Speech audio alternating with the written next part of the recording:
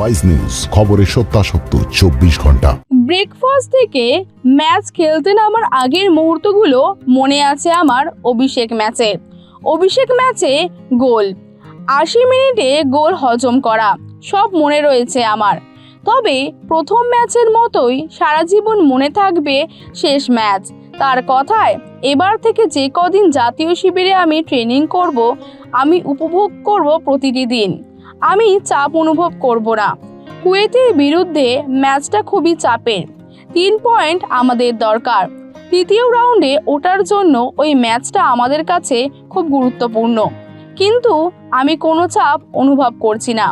15 দিনের ট্রেনিং, কুয়েতের সঙ্গে আমার ম্যাচটা আমি উপভোগ করব।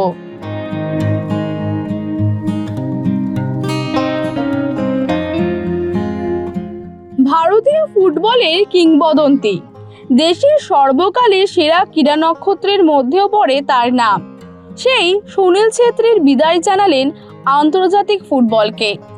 বিদায় বেলায় সাফ জানিয়ে দিলেন, আমি যা ভালোবাসা পেয়েছি গোটা দেশের কোনো খেলোয়াড় তা পাননি। সেই সঙ্গে সমালোচকদের খোঁচা দিয়েছেন সুনীল। বৃহস্পতিবার 19 বছরের ফুটবল পরিক্রমা শেষে ঘোষণা করলেন সুনীল। ভিডিও বার্তায় নস্টালজিক হয়ে পড়েন তিনি। প্রথম ম্যাচ খেলতে নামার মুহূর্তগুলোই লালন পালন করে গিয়েছে সুনীল। স্মৃতির পাতা উল্টে তিনি বলেছেন, জার্সি হাতে পাওয়ার পর তাতে পারফিউম পেস্ট করেছিলাম।